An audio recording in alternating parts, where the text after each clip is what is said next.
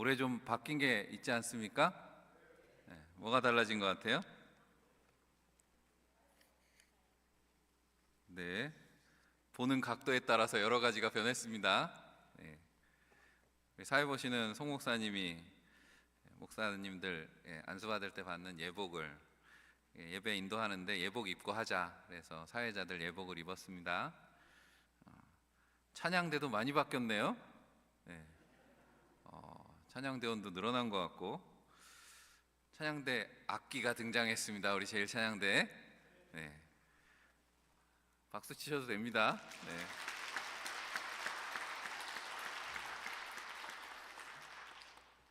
악기 하나로 시작하는데 악기가 이 자리에 꽉 차기를 주의 이름으로 축복합니다.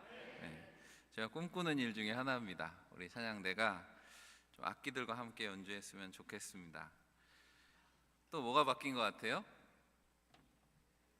네, 예배 순서에 좀 멘트를 빼자 그랬습니다. 그렇게 한 이유는 우리가 예배에 좀 더 집중하기 위해서 그렇습니다. 여러분, 예배 오시면 제일 먼저 뭐 하세요? 물론 기도하시고 주보를 들여다 보시겠죠? 뭘 보십니까? 지난주에 헌금했는데 내 이름 들어갔나 안 들어갔나, 빠졌나, 이거 보십니까? 웃으시는 거 보면 다 한 번씩은 보시는 거잖아요, 그죠? 예배 순서도 보시고 교동문이 오늘 몇 번인가 찾아서 표시도 해놓으시고 읽어보시고, 또 은혜를 사모하면서 오늘 어떤 본문과 어떤 제목으로 말씀을 나누게 될 것인가 미리 준비하시라고 하는 겁니다. 지금 이제 멀티미디어 시대가 돼서 예배할 때 우리들에게 큰 스크린을 앞에다 걸고 저를 보시기보단 아마 스크린에 있는 제 얼굴을 보시는 분들이 더 많을 거라 생각도 들고, 그러다 보니 성경책이 필요 없습니다. 찬송가를 안 들고 와도 예배하는데 전혀 지장이 없습니다. 그런데 문제가 생길 때가 있습니다. 언제 문제가 생겨요? 이것도 사람이 하는 일이다 보니 방송실에서 실수를 할 때가 있죠. 그러면 교동문이 빠질 때도 있고 찬송가가 늦게 넘어갈 때도 있고, 그럼 갑자기 다 벙어리가 되는 겁니다. 그런 일들을 우리가 겪는데, 그런 일을 우리가 좀 줄이고 예배에 더 집중하자는 의미에서 그렇게 하는 겁니다. 괜찮지요? 네, 예배에 그렇게 적극적으로 임하시기를 바랍니다. 오늘 우리가 작은 변화를 경험했지만 2024년 한 해 믿음 안에서 크고 놀라운 변화를 경험하는 기적의 한 해가 되시기를 주의 이름으로 축원합니다. 성경을 표현할 수 있는 여러 가지 수식어가 있지만 그 중에 하나가 기적의 책이라고 하는 것입니다. 복음서에는 특히 예수님께서 행하신 수많은 기적들이 기록되어 있습니다. 우리 요한복음에도 오늘 요한복음의 첫 번째 기적에 대한 말씀을 나누는데, 요한복음은 기적이라는 말보다는 표적이라고 그렇게 번역을 했습니다. 영어로는 사인이죠. 헬라어 세메이온이라고 하는 단어인데, 기적이라는 사건보다는 그 기적에 담겨 있는 의미, 물이 포도주가 된 것보다는 그 사건을 통해서 우리에게 전해주시는 교훈, 말씀의 의미를 강조하기 위한 것입니다. 요한복음 마지막에 보면 이 말씀의 의미를 이렇게, 요한복음이 복음서 중에 맨 마지막에 있고 마태, 마가, 누가 요한복음의 끝이기도 하기 때문에 요한복음 20장 30절과 31절 말씀에 보면 예수께서 제자들 앞에서 이 책에 기록되지 아니한 다른 표적도 많이 행하셨으나 오직 이것을 기록함은 너희로 예수께서 하나님의 아들 그리스도이심을 믿게 하려 하며 또 너희로 믿고 그 이름을 힘입어 생명을 얻게 하려 함이니라. 성경은 분명하게 말씀합니다. 우리가 오늘 이 말씀을 나누는 이유도 우리에게 하나님께서 믿음을 통해서 생명을 얻게 하시기 위함인 줄 믿습니다. 그러므로 우리가 바라봐야 되는 것은 기적의 한 해가 되시기 바랍니다. 인사는 하겠지만 그 기적의 중심에 예수 그리스도를 바라보시기를 바랍니다. 우리가 그러기 위해서 필요한 것이 믿음이라는 거예요. 기적은 믿음의 눈이 열리지 않으면 볼 수 없습니다. 사실 날마다 순간순간 우리의 삶에 기적이 일어나고 있음에도 불구하고 믿음의 눈을 열지 않으면 그것이 기적인지 아닌지 모른다는 겁니다. 예전에 신문에 소개되었던 글인데, 한동대학교 초대 총장이었던 김영길 박사님이 있습니다. 이제 고인이 되셨는데 우리나라를 대표하는 공학자 중에 한 분이시죠. 그런데 이분이 예수 믿기 전에는 하나님을 과학과 이성의 눈으로 보니 믿어지지 않았죠. 그런데 그 아내가 이제 교회 열심히 다니셔서 아내에게 늘 핀잔을 주었다는 겁니다. 우리 교인들 중에서도 혼자 신앙생활 하시는 우리 여성분들은 이런 경험들을 많이 하실 겁니다. 물이 포도주가 될 수 있어? 오늘 말씀을 보면 그렇잖아요. 과학의 법칙에 위배되는 일이라는 거죠. 말도 안 되는 얘기라는 거예요. 그러면서 이 김영길 박사가 물은 H2O인데 포도주라는 건 알코올이잖아요. 에탄올이 됐다는 겁니다. 화학식으로 하면 제가 그래서 그림을 하나 띄워달라 그랬어요. 이게 물 분자입니다. H2O. 에탄올은 CH3CH2OH라고 그렇게 읽는데 이게 어떻게 이렇게 되냐는 거예요. 전혀 다른 성분이고 구조도 다른데 모르겠습니다. 부부싸움을 하면서 이렇게까지 얘기했을까 싶기는 한데 불가능한 일이라는 말을 한 거죠. 그런데 나중에 이분이 예수를 영접하게 됩니다. 예수를 만나고 나니 믿음이 생겼죠. 모든 과학의 법칙 위에 역사하시는 하나님을 찬양하고 간증하게 되었다라고 하는 거죠. 그리스도인이 되면 그런 겁니다. 뿐만 아니라 1980년대에 한국창조과학회라고 하는 것을 조직합니다. 그래서 과학자들 가운데 예수 그리스도를 믿는 이들과 함께 과학의 눈으로도 성경의 많은 이야기들을 증명할 수 있다, 설명할 수 있다라고 하는 그런 운동을 한 거죠. 그런 귀한 사역을 감당하게 되었습니다. 물론 성경책은 믿음의 책이지 과학책은 아닙니다. 하지만 과학의 지식이라고 하는 것도 하나님의 창조 세계를 이해하는 도구로 하나님께서 우리에게 선물하셨다라고 하는 것은 분명하죠. 비슷한 분이 일본에도 있었던 것 같습니다. 일본의 LCD 개발한 과학자였던 후쿠시케 다카시상이라고 하는 분이 이분도 마찬가지입니다. 어느 날 집에서 쉬는데 아내가 4살 난 딸아이한테 성경을 읽어주는데 마침 오늘 본문을 읽어주더라는 거죠. 예수님이 물을 가지고 포도주를 만드셨어 라고 이야기를 하는데 당장 집어치우라고. 말이 되냐고, 아이한테 그런 걸 가르치냐고. 그런데 이분도 갑자기 질병을 겪게 되었습니다.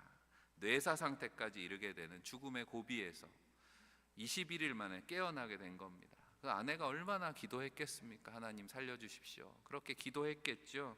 기적을 경험한 겁니다. 그가 깨어나면서 했던 첫 마디가 예수님께서 물로 포도주를 만드신 게 맞나 봐 하더라는 거죠. 하나님이 살아계신다라고 하는 것을 눈물로 고백했다라는 그런 기사를 읽어봤습니다. 기적이라고 하는 게 뭡니까? 상식적으로는 이해할 수 없는 일, 사전적으로 말하면 그렇게 말할 수 있습니다. 그런 일 중에는 불가능한 변화라고 하는 거죠. 요한복음에서 말씀하는 것은 그런 변화입니다. 요한복음의 주제이기도 합니다. 변화라고 하는 것은 성경의 회개라는 말과 동의어입니다. 예수님께서 공생의 사역을 시작하시면서 던지신 첫 마디가 회개하라, 천국이 가까웠느니라 라고 말씀하신 이유입니다.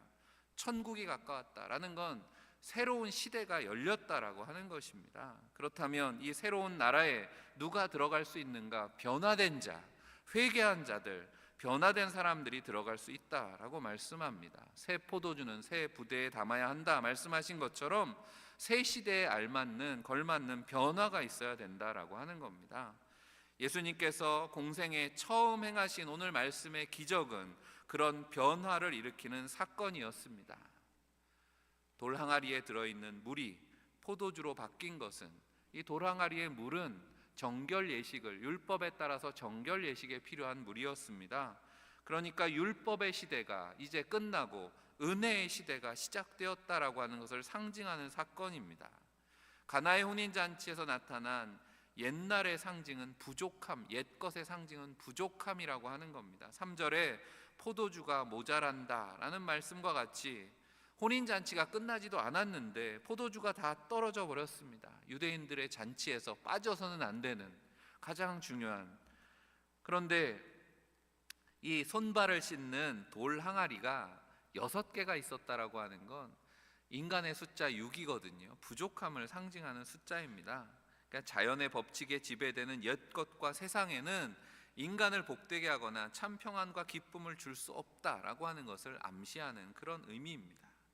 모세나 율법으로 상징되는 옛것에는 인간을 구원하기에는 역부족이라고 하는 말씀을 주는 거죠. 그 부족함을 채우시는 분이, 변화를 일으키시는 분이 바로 예수 그리스도이신 줄 믿습니다. 오늘 우리가 말씀 속에 기적의 시작이라고 했는데 어떻게 그 기적이 시작되는지 오늘 말씀을 통해서 함께 은혜를 나누기를 원합니다. 첫 번째 생각해 볼 것은 바로 예수 그리스도가 기적의 시작이라고 하는 것입니다. 할렐루야. 우리 예수 그리스도가 계신 곳에 기적이 시작되는 줄 믿습니다. 그거보다는 예수 그리스도가 기적이십니다. 요한복음 1장 1절에 이렇게 시작합니다. 태초에 말씀이 계시니라. 이 말씀이 하나님과 함께 계셨으니 이 말씀은 곧 하나님이시니라. 그리고 이어지는 14절, 말씀이 육신이 되어 우리 가운데 거하심에 말씀하죠. 바로 천지를 창조하셨던 그 말씀이 하나님의 육신을 입고 이 땅에 오신 분, 그분이 바로 예수 그리스도라고 요한복음은 선포하고 있습니다. 우리는 이 말씀을 읽을 때 이미 다 믿는 분들이라 우리가 믿음의 눈으로 성경을 읽는데 이미 익숙해져 있습니다. 그러니까 오늘 본문도 맨날 듣던 말씀 당연하게 읽을 수 있습니다. 하지만 앞서 이야기한 것처럼 믿음이 없으면 그렇게 못 읽는다는 거예요. 과학자들처럼, 믿음이 없는 과학자들처럼 믿음이 없으면 이 말씀이 아멘 하고 삼켜지지 않는다라고 하는 겁니다. 이 말씀이 믿어질 때 우리 안에 기적이 시작되는 줄 믿습니다. 바로 하나님이 우리와 함께 하십니다. 믿으시면 아멘 하시기 바랍니다. 마태복음 시작에 예수님의 탄생을 우리가 지난 성탄을 지나면서도 다시 한번 말씀을 되돌아봅니다. 예수님이 이 땅에 탄생하신 것을 구약의 표현을 빌어서 임마누엘이라 그랬습니다. 하나님이 우리와 함께 하십니다. 우리 가운데 거하시는 하나님, 그분이 바로 예수 그리스도시고 하나님이 함께 하시는 곳에 하나님의 역사가 나타납니다. 왜 그렇습니까? 하나님은 전능하신 창조의 하나님이라고 우리가 사도신경으로 매번 고백하는 것입니다. 전능하신 창조의 하나님은 아무것도 없는 곳에서 이 세상을 만드셨다는 거죠. 그러니 물이 변하여 포도주가 되게 하시는 분입니다. 연약한 피조물 인간으로서는 역부족인 상황, 우리가 해결할 수 없는 문제 앞에 상황을 역전시키시는 능력의 하나님이시다라고 하는 겁니다. 바로 예수 그리스도가 기적의 시작입니다. 그러므로 두 번째, 믿음으로 구할 때 기적이 시작됩니다. 이 혼인잔치에 문제가 생긴 것을 마리아가 알게 되었어요. 그 마리아가 예수님께 와서 좀 도와야 되지 않겠냐라고 이야기합니다. 단순히 그저 어머니가 아들을 향해서 말하는 것이 아닙니다. 오늘 본문에 분명히 제자들과 예수님이 함께 했다라고 하는 말씀은 예수님의 공생의 사역이 시작됐다는 걸 의미하는 거거든요. 그러니까 예수님께 마리아가 이 청을 할 때는 공생애를 시작하신 성령의 능력으로 함께 하시는 예수님의 능력을 구하는 겁니다. 문제를 해결해 주십시오. 이 위기에 처한 이 혼인잔치를 구원해 주십시오. 능력을 보여달라 간구하는 것입니다. 하지만 예수님의 대답은 사실 우리를 좀 당황하게 하는 표현이 나옵니다. 여자여 나와 무슨 상관이 있나이까. 4절 말씀에 요즘 표현대로, 젊은 사람들 표현대로 하면은 내 알바라는 거잖아요. 이게 내 문제가 아닙니다 라는 거죠. 어머니, 그것은 우리의 문제가 아닙니다. 마치 귀찮다는 듯이 사춘기 소년과 같은 대답을 하십니다. 물론 이어지는 말씀에 보면 왜 예수님이 이렇게 말씀하셨는가? 아직 내 때가 되지 않았습니다. 하나님께서 맡기신 구원의 사역을 위해서 정해진 때가 아직 아니다 라고 말씀하십니다. 그런데 마리아의 태도를 우리가 주목해 봐야 되는 거죠. 포기하지 않습니다. 아, 그렇습니까? 물러나지 않았다는 거죠. 왜냐하면 때가 그렇다는 거지 주님이 내가 절대로 도와주지 않겠습니다라고 말씀하신 것이 아니기에 마리아로 인해서 이 혼인집의 문제가 이제는 예수님이 해결하셔야 되는 문제가 된 것입니다. 너희 염려를 주께 맡기라. 그리하면 그가 너희를 도우시리라, 돌보시리라. 성경은 분명히 말씀하죠. 이 말씀을 전에도 그렇게 설명드렸습니다. 원어대로 해석하면 너희 염려를 주께 맡기면 이제는 주님이 염려하시게 될 것이다 라고 했습니다. 우리의 생각을 하나님께 맡기면 우리보다 높으신 하나님의 생각이 우리의 삶 가운데 역사하시는 줄로 믿습니다. 그러므로 사랑하는 성도 여러분, 기도한다라고 하는 것, 내 문제를 하나님의 문제로 만드는 것입니다. 마리아가 예수님께 문제를 고하기 전까지 포도주가 떨어진 사건은 예수님의 문제가 아니었지만, 이제 마리아가 예수님 앞에 이 문제를 가지고 왔기에 예수님의 문제가 되었습니다. 우리가 큰 길에서 날치기를 당하거나 또 봉변을 겪을 때 사람들에게 도와주세요, 살려주세요 그냥 외치기보다는 사람을 가리키면서 거기 젊은이들 날 좀 도와주세요 이렇게 말하면, 거기 학생들 나 좀 도와주세요 이렇게 말하면 더 도움을 잘 받을 수 있다는 그런 통계가 있습니다. 마리아가 그런 역할을 한 거예요. 주님, 이 가정에 지금 문제가 있습니다. 이 하인들을 통해서 역사하십시오. 너희에게 무슨 말씀을 하시든지 그대로 하라. 5절에 마리아가 예수님과 하인들을 연결시켜 줍니다. 어머니로서 자신의 요청이 거절된 상황에 개의치 않습니다. 주님에 대한 신뢰를 포기하지 않습니다. 그리고 하인들에게 주님에게 순종하라 가르쳤습니다. 우리의 모자란 상황을 채우고 기적을 경험하고 하나님의 영광을 나타내고 풍성한 기쁨을 누리는 조건이 바로 오늘 이 말씀에 있는 줄 믿습니다. 우리는 다 제한된 인간입니다. 우리는 무지하고, 예수님은 전능하신 하나님이십니다. 창조주이시기에 무슨 말씀을 하시든지 믿고 순종하기만 하면 됩니다. 세상의 어떤 말들과 이론들이든 분별하고 시험하고 선택해야 되지만 주님의 말씀은 100% 나의 삶에 실현될 것이기에 받아들이기만 하면 된다라고 하는 겁니다.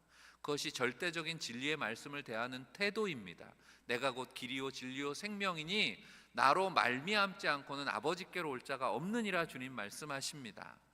주님이 아니면, 주님의 말씀이 아니면 하나님의 나라를 보고 경험할 수 없다라고 하는 말씀이기도 합니다. 그 말씀 앞에 기대감으로 채워주시길 신뢰하고 기다릴 때 모자람이 채워지는 인생으로 바뀌게 됨을 믿습니다. 포도주가 모자라서 망신당할 이 혼인잔치가 풍성한 은혜와 사랑과 존경이 가득한 잔치로 바뀔 수 있었다라고 하는 것, 바로 이런 채워짐에 대한 기대감, 말씀에 대한 전적인 신뢰가 있었기 때문임을 잊지 마시기를 바랍니다. 무슨 말씀을 하시든지 그대로 하라. 이 말씀을, 기적이 시작되는 이 말씀을 잊지 마시기를 바랍니다. 그리고 마지막으로 말씀에 순종할 때 기적이 시작되었습니다. 말씀을 읽으면서, 이 본문을 읽을 때마다 이런 질문을 해보진 않으셨습니까? 언제 물이 포도주가 됐을까? 언제? 본문에는 언제 물이 포도주가 됐다고는 나와 있지 않죠. 과학자 이해처럼 H2O가 분명히 H2O라는 성분이었을 텐데 그게 CH3CH2OH라는 성분으로 언제 바뀌었을까? 알코올이 됐을까라고 하는 거예요. 이 포도주를 성경에 보면 처음 맛본 사람은 연회장이라고 말씀이 나옵니다. 그 연회장이 마신 것은 분명 포도주였다라고 하는 거죠. 이전까지 맛보지 못했던 질 좋은 포도주이기도 했습니다. 그래서 아니 잔치자리에 맛있는 포도주를 이렇게 마지막에 내오는 법이 어딨냐고 혼주를 책망하기까지 합니다. 하지만 하인들이 떠온 것은 분명 물이었다라고 하는 거죠. 처음부터 물이었습니다.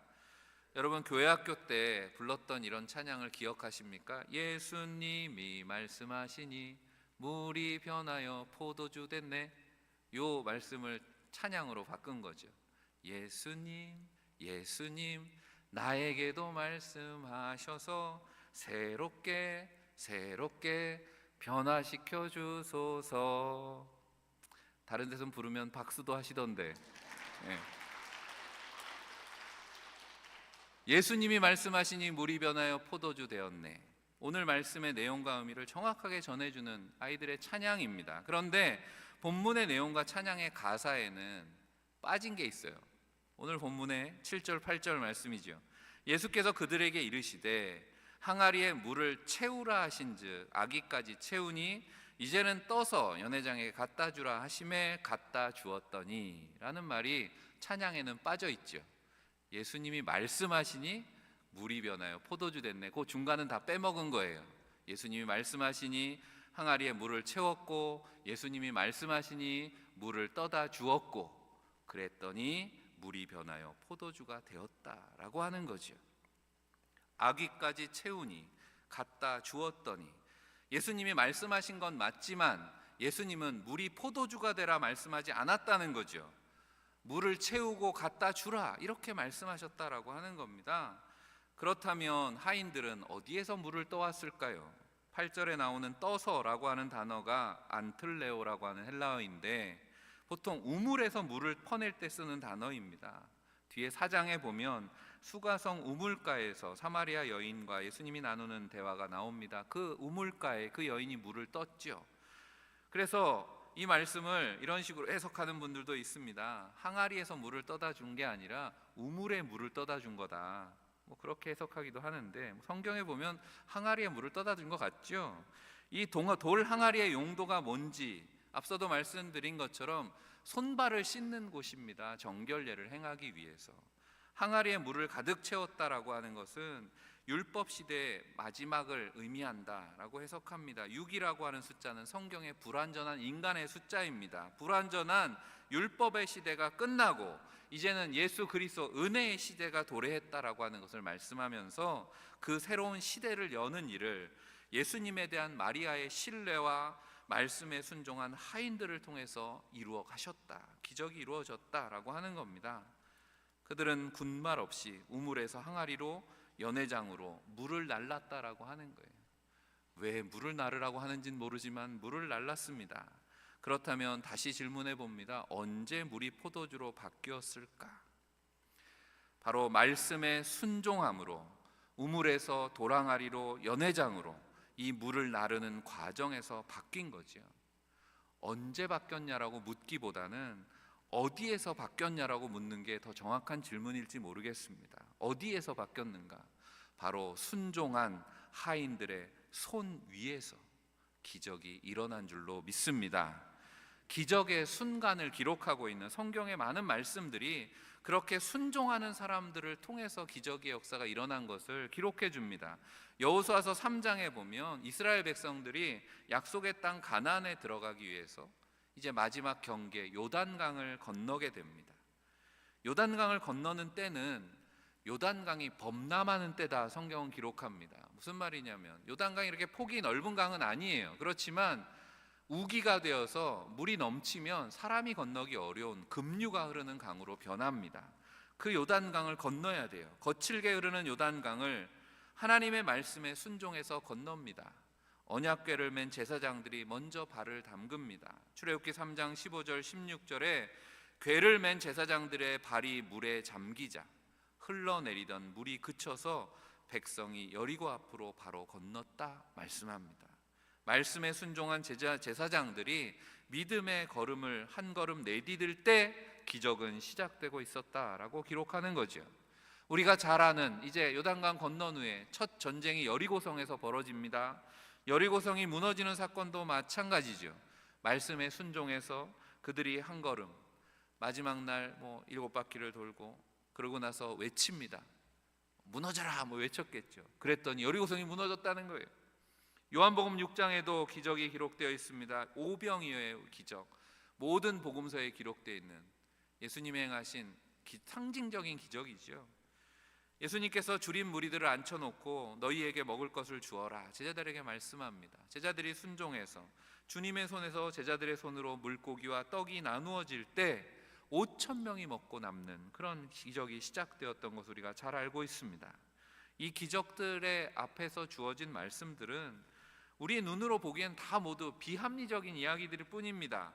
맹물을 떠서 연회장에게 갖다 주라고 하는 일이나 급류가 흐르는 강을 건너보라고 하는 것이나 난공불락의 성을 무기도 없이 그저 돌고 나서 소리 외쳐서 무너뜨리라고 하는 것이나 어린아이가 가져온 도시락 한 개로 수천 명을 먹이라고 하는 일이나 우리의 눈으로 보기에는 이해할 수 없는 비합리적인 일들이지만 그 말씀에 순종하는 과정에 기적의 역사가 나타났다라고 하는 것입니다. 사랑하는 성도 여러분, 우리는 불가능해 보이는 일들 앞에 주저앉아 있지는 않는가라고 하는 것입니다. 작년부터 계속 말씀드립니다. 우리가 이제 교회 학교의 부흥, 청년들의 부흥을 위해서 기도합시다. 그런데 우리 시대가 어떻습니까? 점점 더 젊은 사람들 전도하기 어려운 시대입니다. 앞서 말한 과학자들처럼 복음을, 진리를, 성경의 말씀을 들으려고 하지 않는 그런 시대. 출산율은 기록적으로 떨어져서 아이들도 없고 고령화가 심해진 것을 피부로 느끼는 시대. 교회에 젊은 사람들이 모이고 아이들이 늘어난다라고 하는 것이 가능한 일일까? 이거야말로 기적이 아닐까? 하지만 주님의 말씀하십니다. 때를 얻든지 못 얻든지 복음을 증거하라고 하는 것입니다. 말씀에 순종해서 우리가 가정의 이웃들에게, 자녀들에게 복음을 증거할 때 그들을 품고 개인의 속회가, 교회가 함께 기도하기 위해서 무릎을 꿇는 순간 기적의 역사는 시작될 줄 믿습니다. 오늘 우리가 이 기적의 사건 속에 누가 가장 이 기적 속에 기뻤을까 생각해 봅니다. 물론 잔치를 치르는 혼주도 기뻤을 것이고, 그리고 이 기적을 중보자가 되었던 마리아도 기뻤겠지만, 오늘 9절 말씀에 물 떠온 하인들은 알더라 라는 말씀에 주목해 봅니다. 바로 그 말씀에 순종했던, 그래서 물을 채우고 떠날랐던 이들, 연회장은 그 맛있는 포도주를 마시고도 어디에서 이 포도주가 난지 몰랐다는 거죠. 하지만 성경은 말씀합니다. 하인들은 알더라 라는 말씀이죠. 하인들은 알았습니다. 그들도 놀랐겠죠. 그리고 서로의 눈을 보면서 의미 있는 미소를 나누었을 것입니다. 남들은 알지 못하는, 주님과 그들만이 경험한 신비한 영적인 교감, 이것은 오직 순종한 사람들만이 누리게 되는 복인 줄 믿습니다. 그런 의미에서 어쩌면 이 기적 사건의 진짜 주인공은 예수 그리스도시지만, 우리가 주목할 것은 예수님이시지만, 예수님께 영광을 돌릴 그런 사건이지만, 숨은 주인공은 말없는 순종으로 헌신한 이 하인들이라고 해도 지나치지 않을 것입니다. 하나님께로부터 난 능력과 크신 손길은 말씀대로 살아본 사람들만이 알 수 있습니다. 바로 순종은 기적을 자기의 것으로 만드는 일이다라고 하는 겁니다. 이 하인들의 생애 가운데 가장 기뻤던 일이 언제일까 생각해 봅니다. 그들은 평생 종으로 살았을 겁니다. 항아리의 물이 포도주로 변했다라고 하는 것, 그저 그들이 나중에라도 자녀들에게 아니면 아는 사람들에게 전하는 그런 기쁨의 소식일 수는 있겠지만, 포도주는 사라져버리고 다 먹으면 없어질 것들이고 기억은 지워질 것입니다. 그들의 마음은 포도주로 채워진 것이 아니라 예수 그리스도를 믿음으로 영적인 신비로 채워진 줄 믿습니다. 바로 하나님의 능력과 살아계심이 자신들의 손끝에서 이루어진 이 놀라운 경험을 간직하는 영적인 체험을 한 사람들이 되었다는 거지요.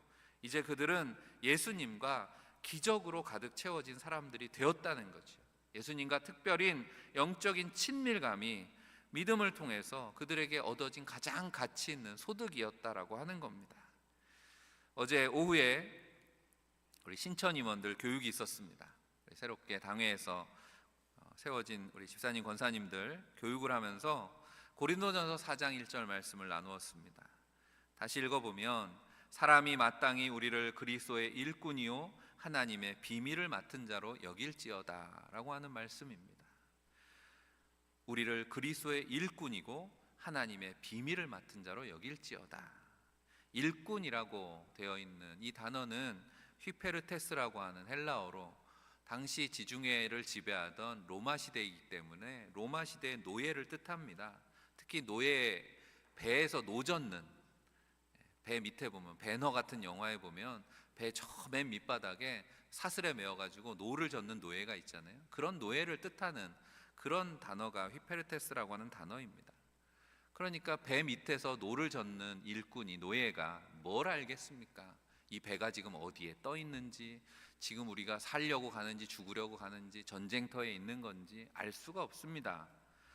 그런데 그 일꾼이 하나님의 비밀을 맡은 자다라고 말씀한다는 거죠.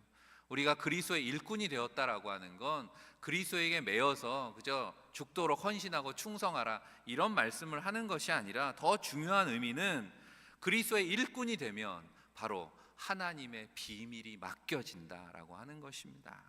하나님의 비밀을 알게 된다라고 하는 것입니다. 여러분들이 직분을 맡으셨습니다. 올해도 집사로, 권사로, 장로로 우리에게 주신 직분에 담긴 의미가 무엇인가? 바로 믿음으로 하나님의 이 비밀을, 기적을 사모하시기를 바랍니다.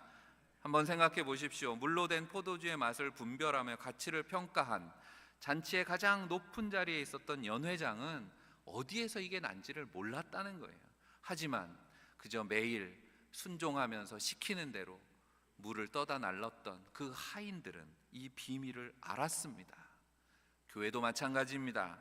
어떤 분들은 교회에서 직분은 받았어요. 직분 덕분에 대우도 받습니다. 그런데 습관적으로 그냥 교회를 오가는 거지요. 내가 일을 해도 사역을 해도 무슨 의미인지 모릅니다.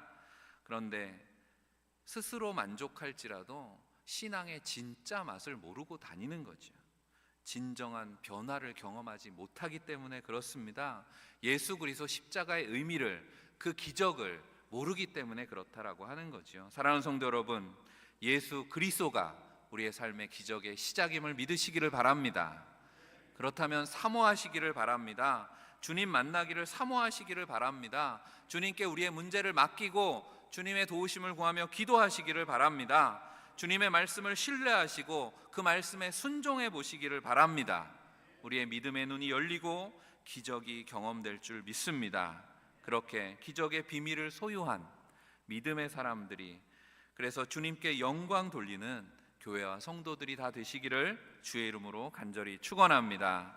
기도하겠습니다. 오늘 기도할 때는 이 시간 여러분 안에 문제가 있습니까? 아니면 내 삶에 변화돼야 될 것들이 있습니까? 내가 직분은 맡았는데 목사님, 하나님의 그 신비는 모릅니다. 그런 마음이 드십니까? 간절히 사모하는 마음으로 오늘 가슴에 이렇게 손을 얹고 기도했으면 좋겠습니다. 여러분 가슴에 손을 얹으시고, 여러분 자녀나 가정에 혹시 어려운 일이 있다면, 육신의 질병이 있다면 그것에 손을 얹고 기도하시기를 바랍니다. 나의 생각과 지식을, 경험을 다 내려놓으시고 전능하신 창조의 하나님의 능력을 신뢰하며 이 시간 기도합니다. 전능하신 하나님, 연약하고 어리석은 우리를 불쌍히 여겨 주옵소서. 우리와 함께 하시는 예수 그리스도가 우리의 기적인 줄 믿습니다. 주님 말씀에 변화의 능력이 있음을 믿습니다. 이 시간 믿음으로 손을 모은 사랑하는 성도들 가운데 주여 역사하여 주옵소서. 우리 믿음의 눈을 열어 주옵소서. 우리의 연약한 육신을 주님 손에 의지합니다. 예수 그리스도 보혈의 능력으로 고치시고 치유하여 주옵소서. 어리석은 우리 인생의 문제들을 주님 앞에 맡깁니다. 주님 자유케 하시고 하늘에 넘치는 자원들로 날마다 채워 주옵소서. 사랑하는 이들의 구원을 위해서 이 시간 주님 손을 얹고 기도합니다. 주님 말씀하시고 능력의 손을 펼치시고 변화시켜 주옵소서. 말씀 앞에 신뢰하는 믿음 주셔서 우리 안에 이루시는 기적을 경험하는 한 해가 되게 하여 주옵소서. 날마다 우리를 새롭게 하시는 우리 주 예수 그리스도의 이름으로 간절히 기도하옵나이다. 아멘.